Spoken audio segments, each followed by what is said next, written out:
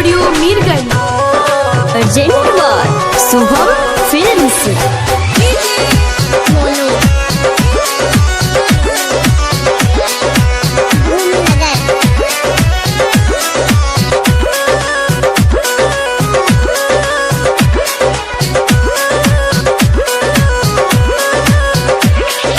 बड़ी बेवफा है जानू, बड़ी बेवफा है,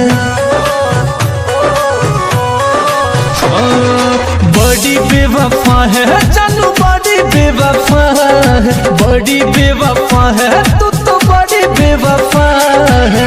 इतना बता दे मुझको, इतना बता दे मुझको, क्या मेरी खता है। बड़ी बेवफा है तू तो बड़ी बेवफा है, बड़ी बेवफा है जानू, बड़ी बेवफा है।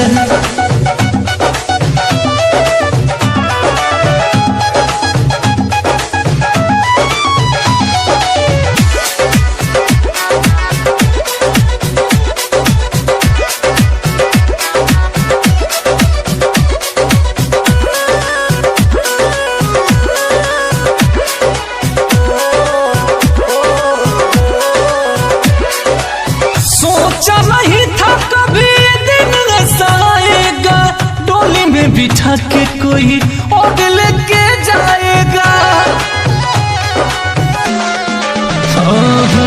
सोचा नहीं था कभी दिन ऐसा आएगा, डोली में बिठा के कोई और लेके जाएगा।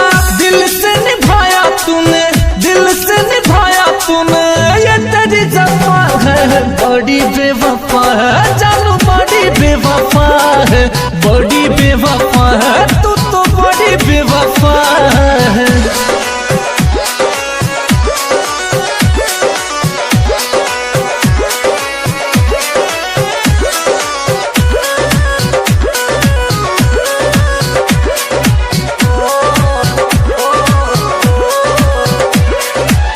भोली भाली लगती तू कितनी मासूम है, होठों पे लाली नहीं रेत का खून है। भोली भाली लगती तू कितनी मासूम है, होठों पे लाली नहीं